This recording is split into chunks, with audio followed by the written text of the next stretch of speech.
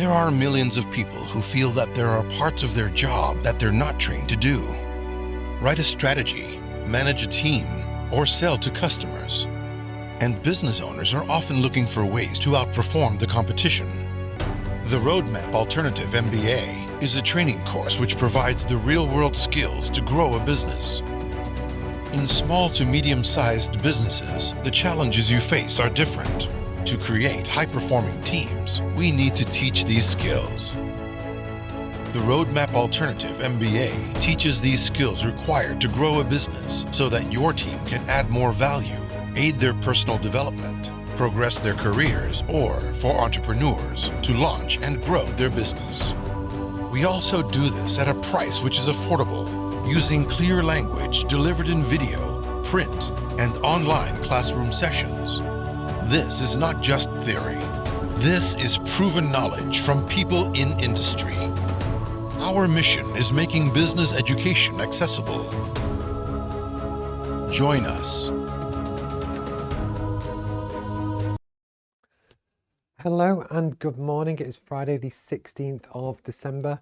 My name is Steve Pugh and we broadcast here from the northeast of England in the UK, and we have a business course called the Roadmap Alternative MBA, and what we look to do is make business education accessible to 5 billion people worldwide. We absolutely love education in all its forms. Myself, I've been really fortunate to have gone to university multiple times.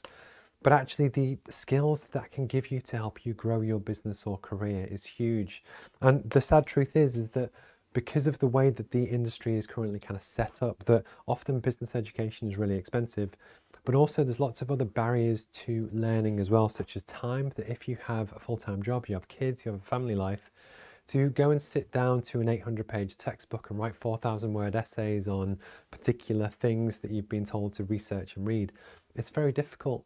But then also likewise, when we have a challenging environment at the moment with cost of living and inflation and everything else, cost is a major barrier, but so is time and access, or you might not have the grades that they won't let you in. And there's loads of barriers to education I believe is wrong. So what we're looking to do and what we've created is a completely free, freemium platform where anyone, anywhere in the world can actually gain access to completely free business education and training to help you make that next step in your career. And basically what we're looking to do is make an accessible platform for people to grow and progress in their lives and careers, that especially for people that might have a dream to set up a side hustle, to start a business doing something. Where do you learn the skills to do that? And there's so much stuff out there. If you go onto Udemy or Skillshare, they each have 200,000 courses. How do you know what to pick? What's relevant for you? And actually, how do you distill that down to actually make a real impact quickly? So one of the things that we purposely do is actually we've distilled it down into a single volume, a single book. And this is both in print form, which we include in our kind of premium packages, but also the digital platform on the website. So if you go to www.roadmapmba.com, you can go on and learn completely for free today. And we have users in 36 countries now. I recently shipped to Afghanistan, which is very cool. But the whole point is to help people that don't feel that they currently have access to traditional forms of business education and training. If you do, that's fantastic. I think they're brilliant and definitely kind of make the most of them to really help develop your business or career. But sadly, a lot of people don't. So rather than take the approach that what most private providers do or universities do, is that if you can't afford to pay, yes, they might give out some token number of scholarships, but in the real world, it's very unlikely that you would ever get one. The whole point is, I hate the fact that because of barriers that people have put in place, it artificially holds back different communities, and this massively affects poorer communities as well. So one of the things that we do in the live stream is that I talk about different stuff that's happened this week to hopefully make some stuff relevant to you, in the hope that when this all gets clipped up and goes onto YouTube, we talk about stuff which is hopefully relevant, like inflation, but actually help distill it down so that you can absorb it in 2 minutes. And really what we try and do with the whole course is take what would normally be a 500-page really academic textbook, and if we can make it into 1 or 2 pages, we do. But the whole point is that you just get the answer, you get the help, you get the support to really help you make that next step in your business or career. rather than forcing you to do it the old-fashioned way, which is to go and read and do all this research and then try and figure out what to do, we kind of just give you the answer. And the other thing that we also do with the premium tiers on the course is that we do live drop-in sessions, so live classroom sessions where we get to speak face-to-face and we get to both walk through the course, so to actually help you go from your aims, goals, objectives to the skills that you really want to develop. And then based on that, we go through personal branding. Then we do 3 modules on business strategy, which again is very hard to learn, but likewise, what is good business strategy? Because that's the most important thing that you want to get right first. Then we do a module on marketing. We have 3 on sales.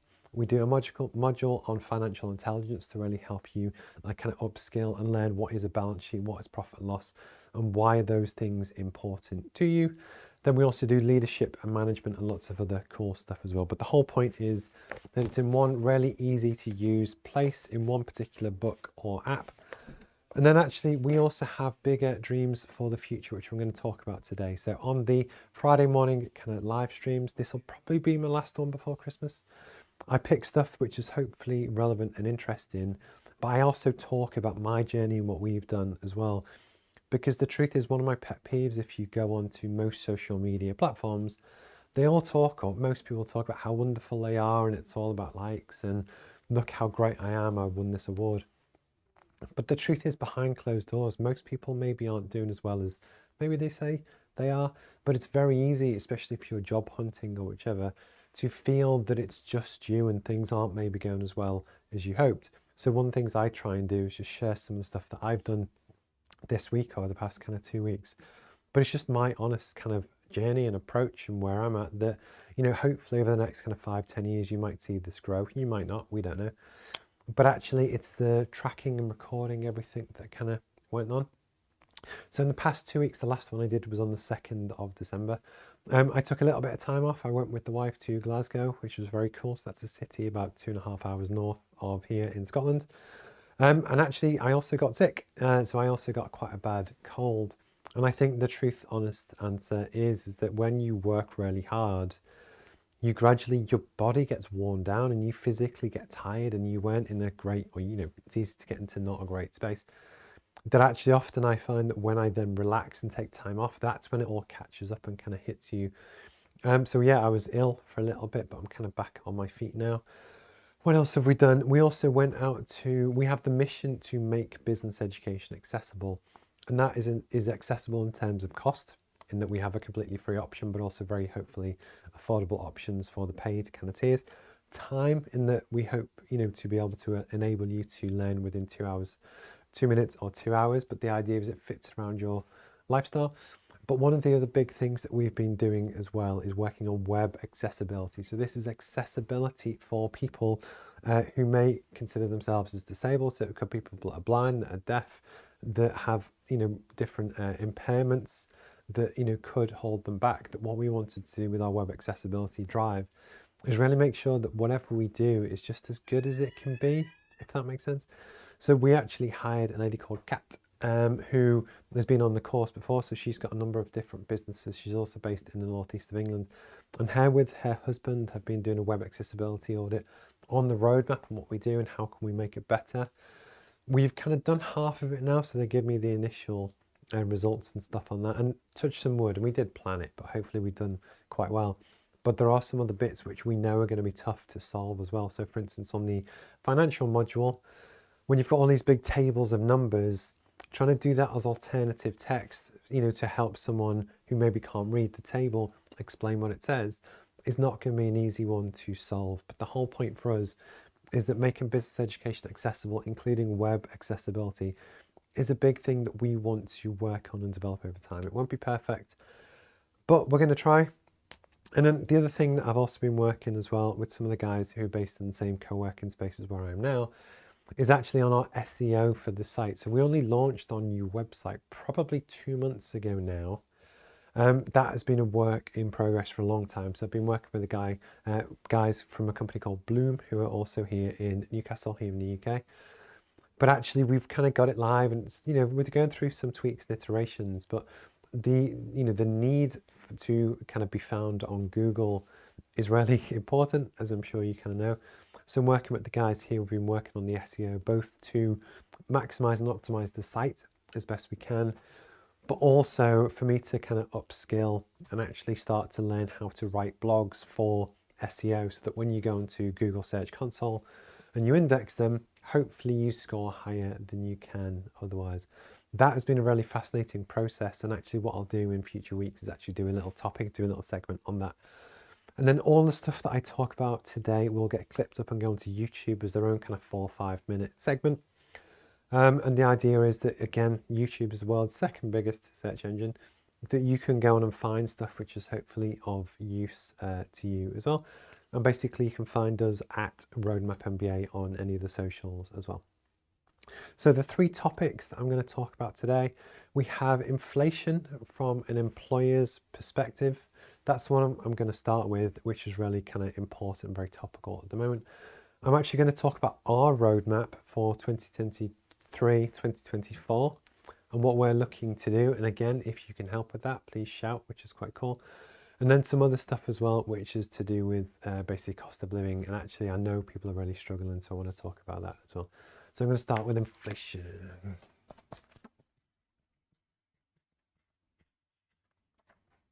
So inflation has probably been the biggest, often in the UK, there's a thing where they do the word of the year. And basically inflation will have been on every news channel every day, probably for the past 6-7 months. And at the moment, I think hopefully we've peaked, but the cost of living, the cost of everything that we buy has just gone up dramatically. The inflation is impacted as an overall figure based on the cost of different things going up and down, and actually how that impacts user and spender behavior on different stuff.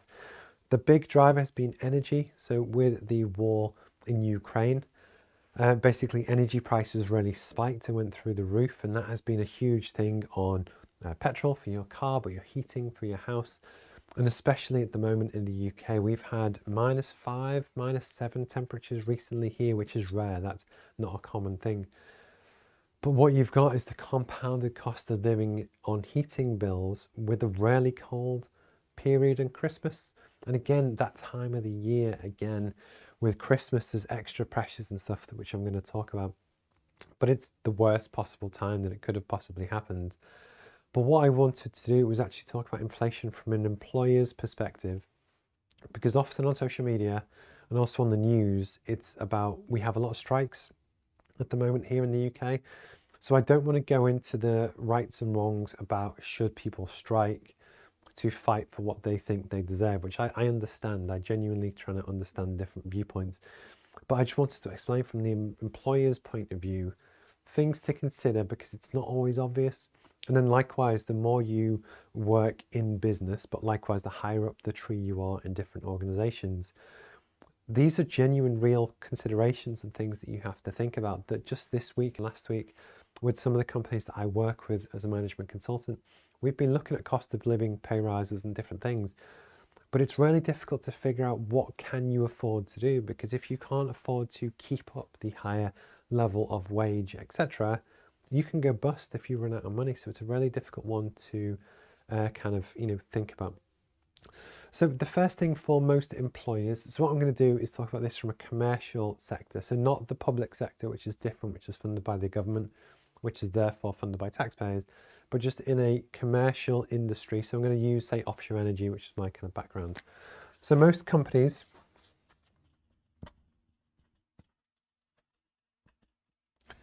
work as something called a supply chain. So what you have is that you have the end client at the top. So in the automotive industry, it could be Nissan that make cars, or an offshore energy. It could be the oil and gas company who develop the project, which then goes on to make energy. But the point is, most companies actually sit as part of a supply chain. So when things like inflation start to hit, there's always a lag between when things start to change and interest rates start to go up and cost of borrowing, and it gets actually really complicated. But there's a certain point where if you run a company, especially if it's a manufacturing company where you buy in a lot of stuff, often your profit margins aren't massive, but the cost of everything you need to buy goes up. So what I'm going to do is basically draw a bit of a graph and hopefully try and explain it. But essentially, when you have a business and you're as part of a supply chain, the obvious answer in theory was, well, why don't we just put our prices up? But the challenge is, if you're part of a competitive supply chain with lots of options, if you put your prices up today and someone else, a competitor, does not, and they might do it in 2 months' time, you're going to lose a lot of business, and a lot of people genuinely worry about, actually, if I put the price up, will my amount of business go down? And although this sounds silly, it's a genuine consideration, because people know, and they get scared about charging their customers more because they worry about losing the business. And it's the lifeblood, it's everything that you kind of live off. But the truth is, you end up getting squeezed. So I just want to kind of draw this out to hopefully explain it. So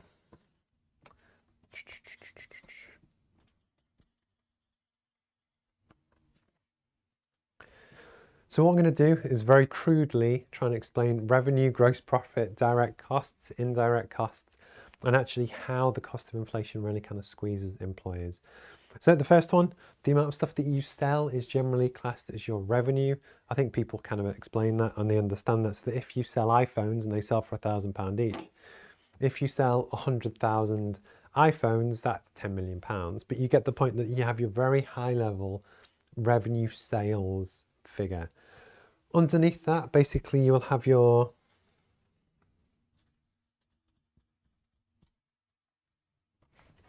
direct costs. So basically, your direct costs are the stuff that are basically directly linked to the production of each unit cost of product. So to make this particular phone, you've got all the components that go into it, you've got all the labor that goes into it, and then depending on how people do their accounting, they might actually link in more stuff to do with that. But generally, it's the cost to actually make each unit of kind of product. So based on that, what you have is that you might sell it for £1,000, but it might cost you, I don't know, £800 to make. So actually what you have above here is your gross profit. So that's when you sell each thing. Underneath that and sat behind the business, you will have office space, insurance, staff, and these are all things called overheads. So your overheads sit there. And what that does, the important thing with any business is actually to work out your net profit. So this is the amount of profit that you make after you've done everything, which is the whole point why you're in business. So you might sell stuff for £1,000, but actually if £800 of it was actually to make the materials to actually make the stuff, then you've got loads of overheads for the building, the people and everything else. You might need to sell, I don't know, 1 million iPhones just to break even, because otherwise you're still losing money. But then the business as a whole, by the time you actually get to the end of the year, will hopefully have some net profit left. And not everyone does. This is a really important thing to keep in mind, that you can actually run a business that sells 1 million units a year and still lose a ton of money. And the reason why that can often happen is that even if you sell each unit product at a profit, you might not sell enough of those products, or even if you do, there's something called payment terms, which we've talked about in the before, which actually is when if you sell B2B, so you might sell your bulk unit of 100,000 iPhones to a retailer to then sell on to someone else. They might not pay you for 90 or 120 days, which might mean that you might sell a ton of iPhones and everything's fantastic, but you have to pay your suppliers. And basically, if you don't get paid before you need to pay someone else, you will gradually run out of cash, which is really good and really bad. I've spoken about that on a previous kind of topic, so I won't cover that today. But today is about inflation and why, from an employer's perspective, it's really important. So within this, keep it in mind, so basically with inflation, the cost of everything goes up. So the cost of your direct costs goes up and erodes into your gross profit margin. And this is that if all of the costs of all the bits goes up and suddenly that it costs you £900 to make the iPhone, not £1,000, your gross profit's been squeezed. But then likewise, you're also getting squeezed at the other end, because if your overheads go up, so the cost of your electricity, your building, your rent, your people, your staff, whichever. And actually what often happens is that basically companies get squeezed to the point where they're not making any money. So the challenge that you have is that in a manufacturing business, it might not be, well, I'd say it's fairly common that you might make 30 to 40% gross margin, which is here.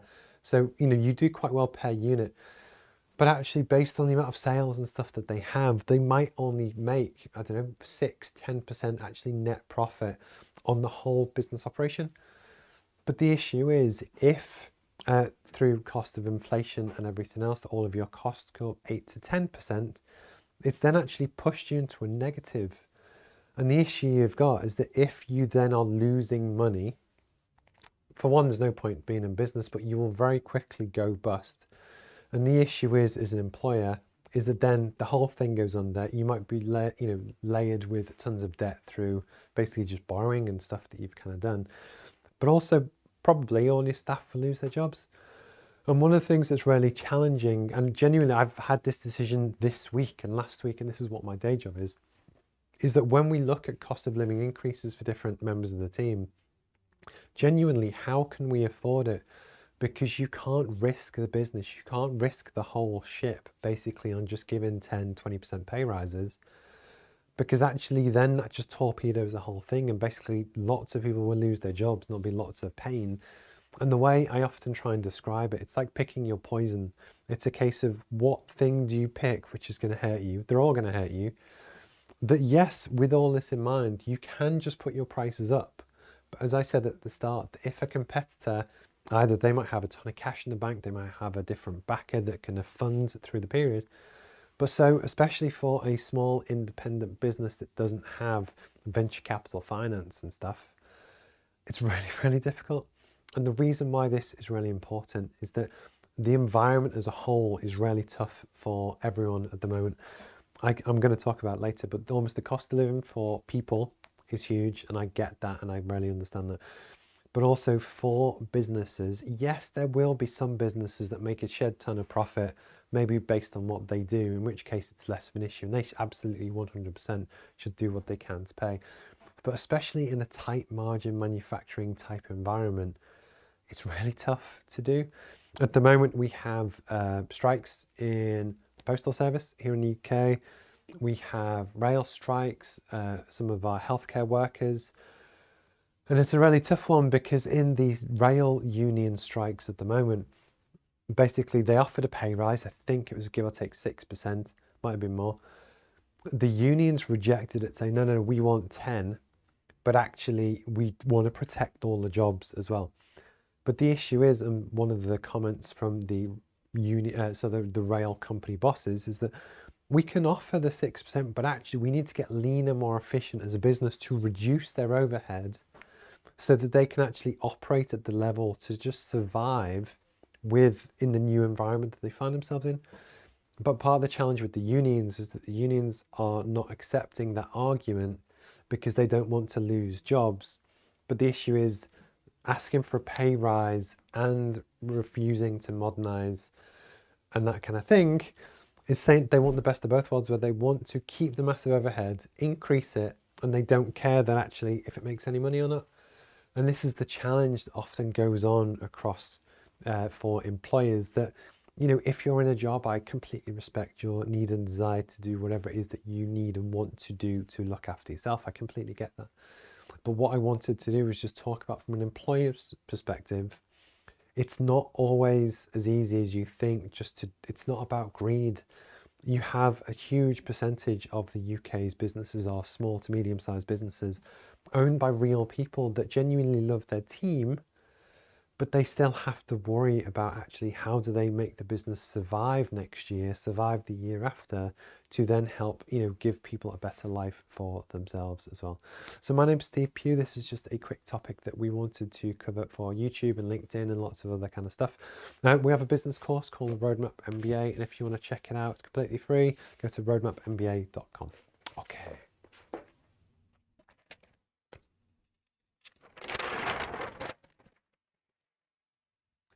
One of the things that I've been not trying to do, but it's been really cold here in the UK recently, as in it was like -7 yesterday. And actually, normally I just present in a shirt and trousers, and that's kind of what I do.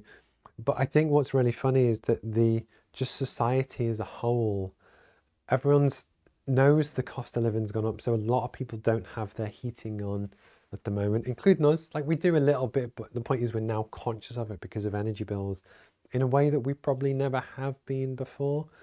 But even within my different clients now, it's a case of wear a jumper, wear different things, as opposed to just do the same as what we've done. And it's just one of the things that I've really kind of noticed in the world at the moment is actually how I think there's a lot of turbulence in the world. I think there's a lot of change that's going to happen both now and in the next 2 years, maybe. That we have inflation and the cost of living. Just to put this in perspective, so in the UK, we were worried that inflation could hit 10%. Because based on what I kind of just talked about, is actually you get to the point where people are being squeezed and they can't afford stuff that they could before, and their money doesn't go far. And actually, how do we get through that? In Argentina at the moment, their inflation is touching 100%. And what's obviously happened is that through money printing from the government, they just haven't had a control on it. It's just gone bonkers. And there was a doctor that reported his payslip, and a very well qualified person that probably earns 130,000-40,000 pounds here in the UK. Their monthly take-home wage was $700.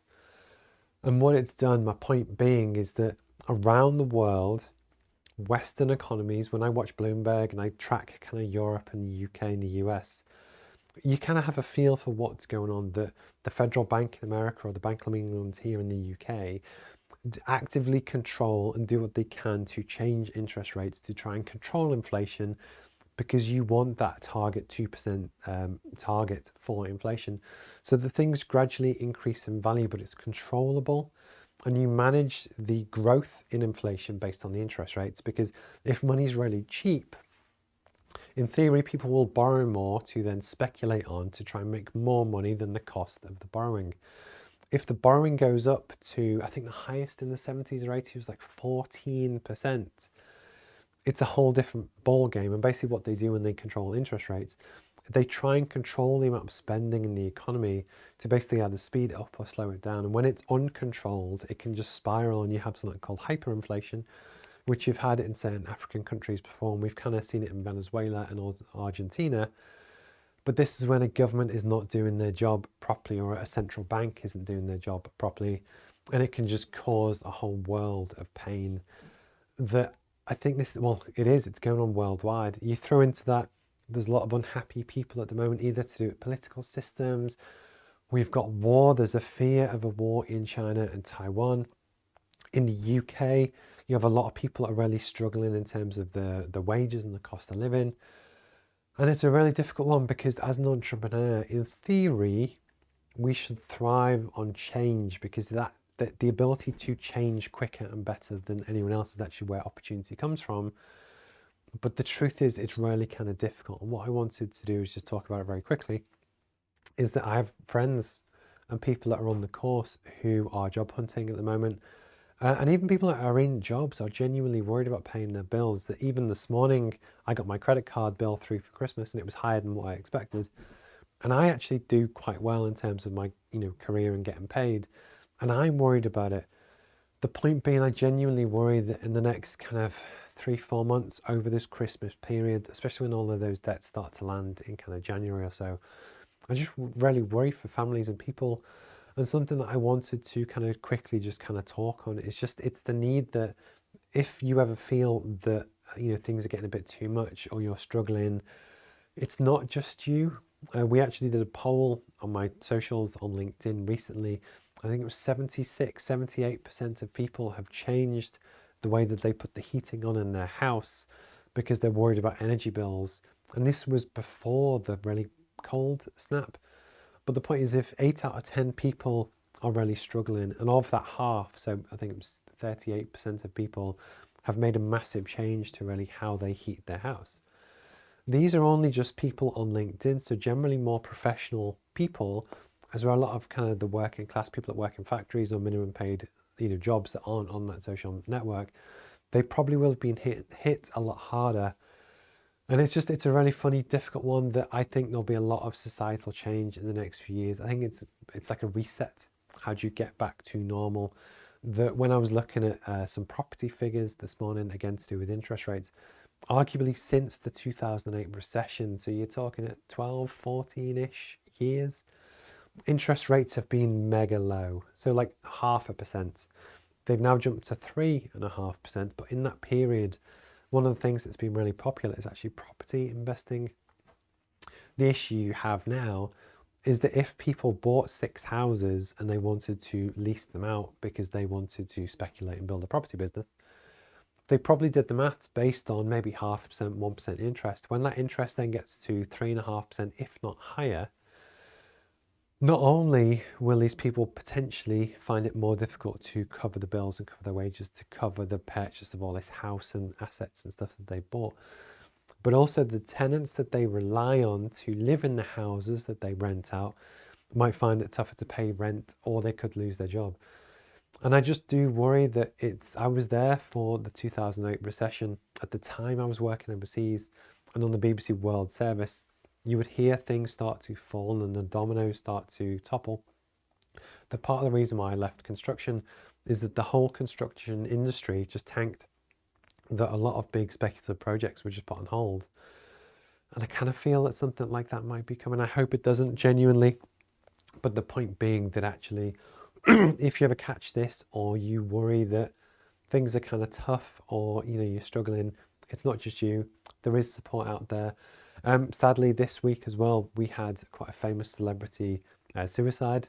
So there was a guy called Stephen Twitch Boss, who was on the Ellen DeGeneres show, but he also did lots of movies and TV shows and stuff. And it's just, I genuinely worry for people that, who maybe don't talk as much as they should, but there is support out there. In the UK, you've got Samaritans, you've got samaritans.org, and you can call 116 123, or in America, you have 988lifeline.org. But actually, the point being, if you are struggling, you can always reach out to me. There's lots of other people that you can talk to and lots of other support organisations as well, but it's not just you. And actually, if there's any, ever anything we can do to help, please just kind of shout. But definitely look after yourself, especially this time of year. It can be tough, but you're not on your own. Okay.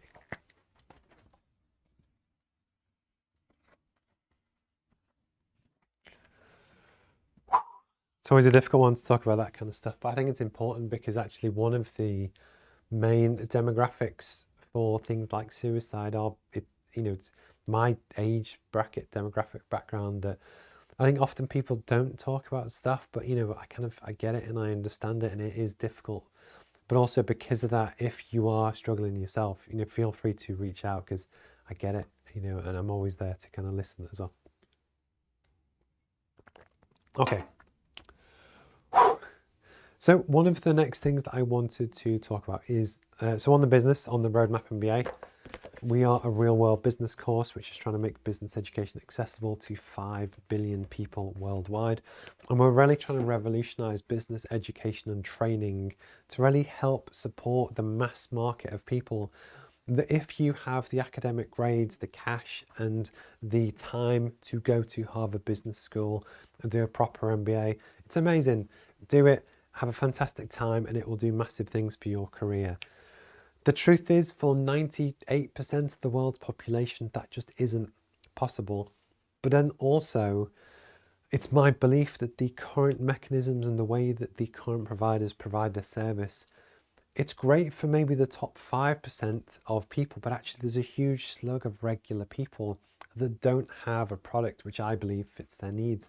So with the creation of the Roadmap MBA, what we wanted to do was basically create a platform to help communities build a better life for themselves, and actually just kind of live and thrive and celebrate together, but to give you the skills that you need to make your side hustle or your business a success in a way that I don't think is easy to get from anywhere else. So with the Roadmap, it's a business which I've been running now for realistically 2 and a bit years. There was a year before that where I was just self-employed as a management consultant as myself. And in theory, it is still myself, but we've made kind of progress. And actually, we've been through a few different phases of the business, which I just wanted to talk about, because actually we're starting to move into phase 3 and phase 4, which is the next things that we're going to talk about. And I'm passionate about this stuff, so I love to talk about it. But if you ever catch any of this and you think that you can help with any of these, tell me, reach out, and I'm always happy to chat. So phase one for the business was basically, this is when I originally had the idea. So for a long time during my career, I was working quite successfully in different organizations to work on business strategy, work on sales, do marketing, and actually figure out how, for these companies that I was working in, how do we help them grow and be successful? Because that's what my job was. That's what I was getting paid to do. And one of the things that I did, I don't even know how and when I started, but whenever I got some really good advice, I basically started to write it down.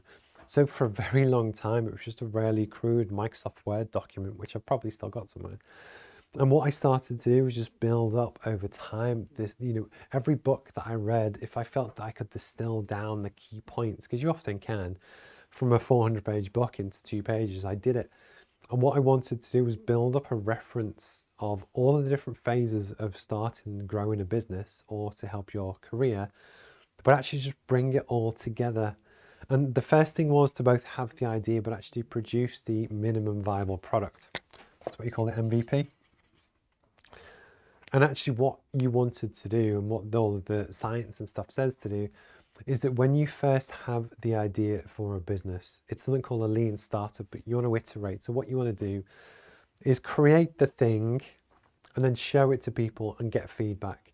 And actually people might say, look, it's absolute crap. You're wasting your time, maybe do something else. But the idea is you get out to market quickly with the idea, and then actually how do you learn and iterate? So I did that for 7-8 months. So a previous version of the book, because again, my MVP was a physical book. Although I always had ambitions to do the whole startup app technical journey, which we are doing, you have to start somewhere. And actually, I still believe as part of that process that people like to have a physical thing as a reference material to go through and read. So I'm really glad that I kind of did that. Phase 2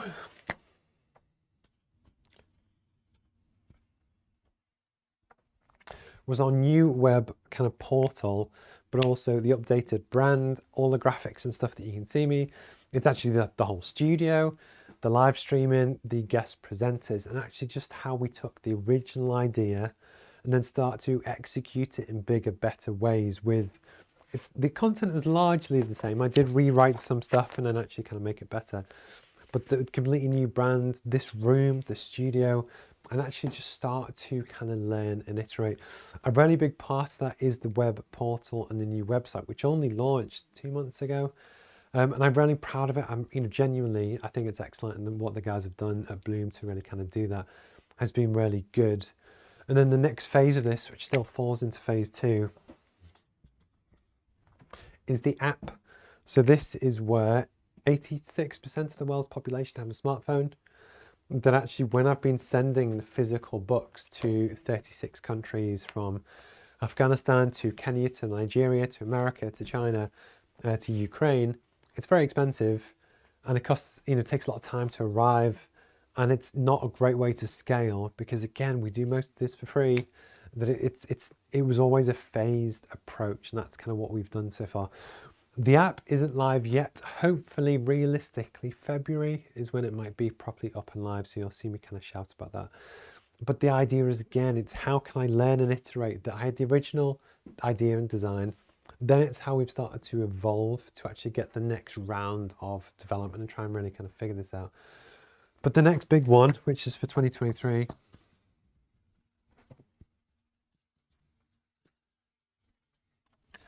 is that the holy grail for education is customized education. So there's lots of studies over the years about how most business curriculums or university curriculums or school curriculums, they have a curriculum, so a set suite of information, they just throw it at everyone. So if you walk through the door of a business school or a high school or a university, they've got a course and you sit and you listen to it. And it's a generic course that they believe will pass on the information that they think is relevant for doing the course. And there's a big element of you as a person then has to absorb the information, figure out how do I use it to then implement it in your career. So in business education and training, again, all of this stuff is generic. So they have a course, and arguably it's where we are right now. And that when people join the course, you go through the modules. And with this, we actually encourage people to jump straight to the bits that you want. But the holy grail for business education, but education in general, is actually making it customizable. So the big thing, especially in business, is that a lot of small business owners or micro business owners or freelancers don't make any money, or they struggle to make money, with the point being that what we want to do with the platform is actually help people, so that based on where you're at as your business, the advice and the guidance and what we advise you to do first is different when you go through the questions about, you might run your own business, but then do you make money or are you losing money? Because if you're making money, the way that we would look to grow your business is different, and it's a longer time scale where we would look at the business strategy and we look at your marketing and do some customer research before we then look to do more sales to accelerate that, knowing that we know we're doing the right thing. Is where the same business owner, if they're currently losing money, you would not waste 6 to 8 months doing the strategy stuff at the first. You would just focus straight on sales and particular areas of sales to really kind of drive that behavior. But the idea is that we want to customize the tailored approach to education, because I think it's the right thing to do, and I've never seen anyone do it before, so it's one of the USPs that we want to develop. So that'll hopefully be coming mid 2023, which is one of my big drivers and goals. And then based on that, after we've gone out to then speak to lots of people and get feedback and see what works and what doesn't work, phase 4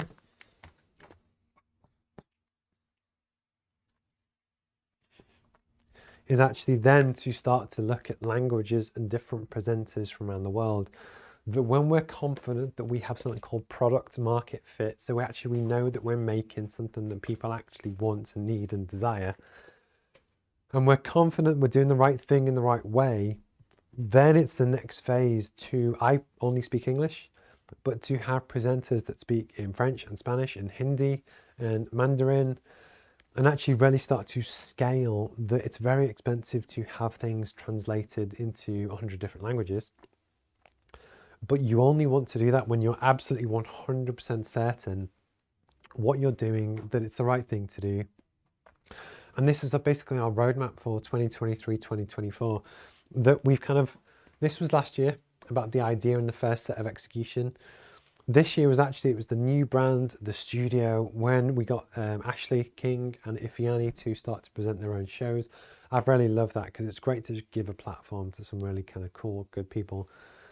The app is hopefully going to come January, February-ish, and we've got big desires for that. But again, it's largely the same as what we have, which I still think is excellent.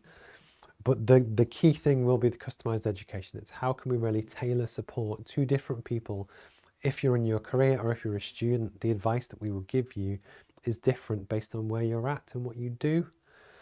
And this is where we want to get to. That is the holy grail for education and training, that actually it's something we're working on, and hopefully you'll see that come through. And then it's only after that point when we start to really then execute on the strategy for different regions. So for the Far East, for Africa, for South America, for Europe, and even different places within those, you would actually come up with a different strategy, because it should be completely different how you look to break each target market. The mistake would be is try and run and do all that stuff before we haven't yet, and I haven't yet cracked that I don't make the perfect product yet, and I know that, so I need to really kind of get feedback. But it'll just take time. And it was just something that I wanted to talk about, and it's almost a bit of prosperity, because hopefully in 5 years' time I can look back on this video on YouTube and think, oh yeah, I remember that, and this is what happened, or we scrapped it, or whichever. I actually just don't know, but I just wanted to kind of talk about the journey. So at 9:47, I've actually been talking for a lot longer than I thought I would have. This probably is my last live stream before Christmas. We've got big goals and ambitions for next year, but then based on that as well, you just stay in the game. Just surviving the next year is a genuine goal and ambition. That at the start of the decade, I remember January the 1st, 2020, my wife said to me, oh, what are your goals for the decade? And I just said, look, just still be alive, just still be here. And especially in business, that was pre-pandemic, it was pre everything else. But likewise, It's tough out there, but actually, you know, there is support available. If you get in touch with me with the roadmap, I will happily send you a free copy of the course anywhere in the world. Our aims, goals, and objectives for the next kind of year or so is just to tell people and then try and learn and get feedback on what we're doing and figure out actually what's good, what's bad, what works, what doesn't. And then it's just that kind of journey that as a 39-year-old man, I'll be 40 next year, but actually it's just following a dream and seeing what we can do with it, that I almost don't mind if it doesn't make money. It's as long as I kind of just try my best and try and make an impact. So look after yourself this Christmas. If you ever need anything, please genuinely feel free to reach out and just have a chat or send me a DM or whichever. Have a great time with your family. Hopefully, you know, don't work too hard and have some time off and that kind of thing as well. And yeah, I will see you in the new year. But thank you for your time and support to everyone. I really do appreciate it. And hopefully I'll speak to you soon. All right, cheers guys. Thank you. Bye-bye.